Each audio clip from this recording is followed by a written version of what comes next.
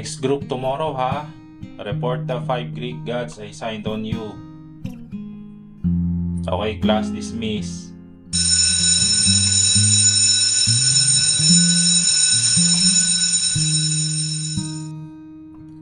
Agad naman ako nag-inat dahil sa tuloy-tuloy na klase.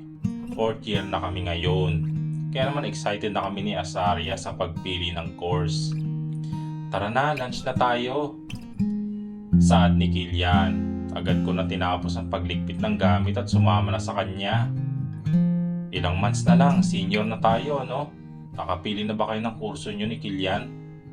Kami ni Matt, about sa business naman.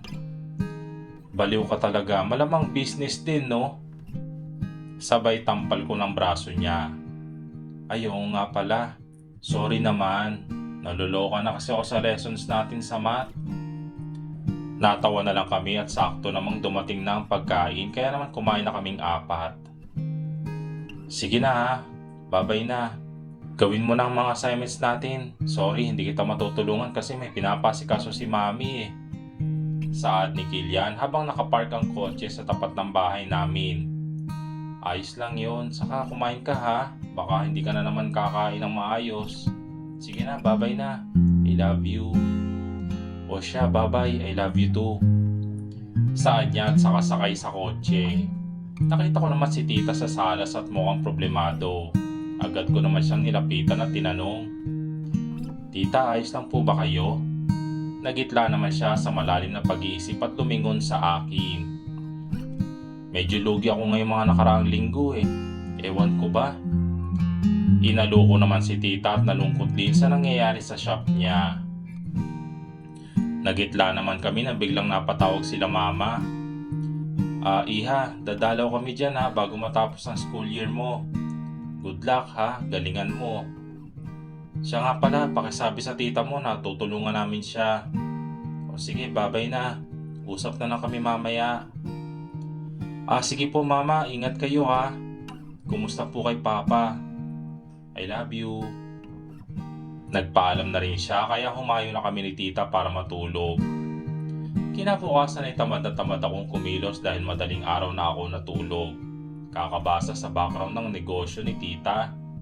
Kilala siya dahil sa galing niya sa pagdidisenyo. Kaya nakakapagtaka na bigla siya nalugi. Hey babe, okay ka lang ba? Kanina ka pa wala sa sarili mo ah. Saad ni Kilian habang nandito kami sa cafeteria at nagla-lunch. May problema lang pero kaya na namin to. Ikaw, kumusta yung training mo bilang CEO? Ayos naman, saka sabi nila mami, hindi daw ako mahihirapang turuan kasi fast learner naman ako. Yabang mo ha, tara na, 3 minutes na lang, magbe-bell na oh. Saad ko kaya nagmamadali na kaming kumain at bumalik na sa klase. Good job everyone, okay? Class dismiss. Binati na rin namin si mama at nagligpit na ng mga gamit. Tara, date tayo. Napatigil naman siya na mag-ring ang cellphone niya. Babe, ano kasi hindi na pala ano. Pinutol ko na siya at pinauna na. Alam ko naman kasi ang sasabihin niya.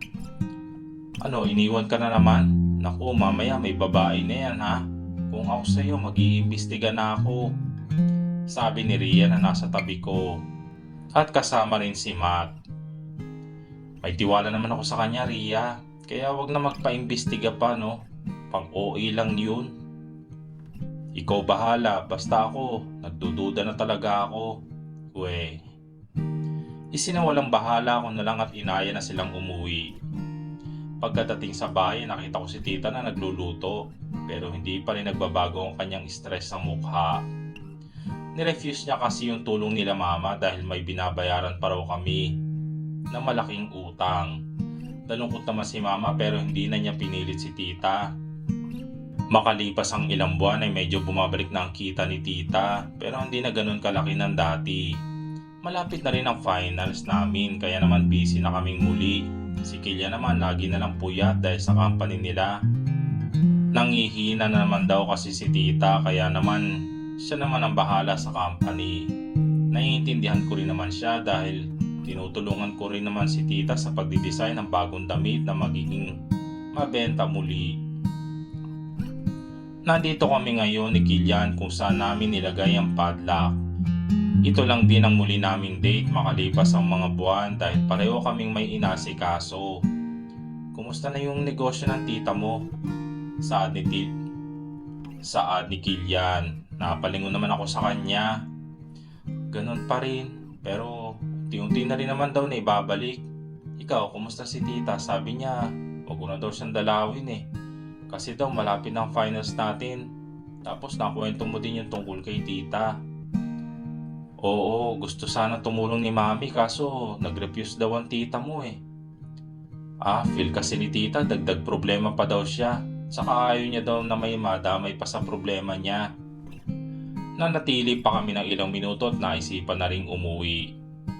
Good night ha, I love you. Saad niya at sabay halik sa aking pisngi. Pagkadating sa bahay, nakadim na ang lights ng salas at kusina. Malinis na rin ang lababo. Pudyat na kumain na si tita. Sinara ko na rin ang pinto at agad na pumasok. Nang mapadaan ako sa kwarto ni tita ay naririnig kong mumunti niyang hikbi. Gusto ko sana siyang lapitan kaso hindi ko na lang itinuloy dahil kailangan niya ng privacy. Makalipas ang ilang linggo ay finals na ngayon. Kaya naman kagabi ay todo review na ako. Nakalimang exams na kami. 3 na lang ay uwian na. Next week pa malalaman ang results kung nakapasa ba kami o hindi. Todo ang dasal namin ni Ria na sana pasado kami. Nakakaloka, buti na lang tapos na. Next year na naman babalik ang stress. At mas nakakaloka na talaga yun kasi senior na tayo no. Ang ingay mo love, hindi ka na naman kumain dyan no. Napairap naman si Ria kay Matt at kumain na muli. Nagkatingin na naman kami ni Kilian at ngumiti sa isa't isa. Pagkatapos kumain, naglakad na kami para umuwi. Nang biglang may nag-text kay Kilian. From Cassie. Celebrate tayo mga kabatch bukas. Paki-message na ng classmates mo ha. May treat. Oh, babe, punta tayo bukas. Tumango na lang ako at simpleng umirap. Pakitang tao na naman siya. Sa isip-isip ko. Anong meron friend? Sinabi ko naman kay Ria ang sinabi ni Cassie. Gaya ko napairap rin siya at inaya na rin si Matt. Sayang at libre daw. Kinabukasan ay di agad ako bumangon dahil sa sakit ng ulo ko. Naulanan kasi kami dahil walang payong. Kaya ngayon masama ang aking pakiramdam. Agad naman ako nag-text kay Ria at Kilian na hindi na ako makakasama. Ay, di na lang ako sasama sa kanila. Pinutol ko na agad si Kilian sa sinasabi niya. Sinabi ko lang na ayos lang ako at binaba ko na rin ang tawag. Pinilit ko naman bumaba kahit nahihilo pa ako. Agad naman ako napansin ni tita at inalalayan ako papuntang kusina para kumain. Sure ka? Iiwanan muna kita rito mamaya ha. Padating na rin sila mama mo. Ayos lang po ako tita, napainom niya naman po ako ng gamot eh. Salamat po. Nag-aalinlangan pa siyang umalis pero napilit ko na rin siya sa huli. Nandito lang ako sa sofa at nanonood ng movie. Nang biglang dumating sila mama. Agad naman nila ako niyakap at tiningnan ang aking temperatura. Buong araw ay nandun ako sa kwarto at nagpapahinga. Pinagbawalan din ako nila mama sa gadgets dahil mas lalo daw sasakit ang ulo ko. Itutuloy.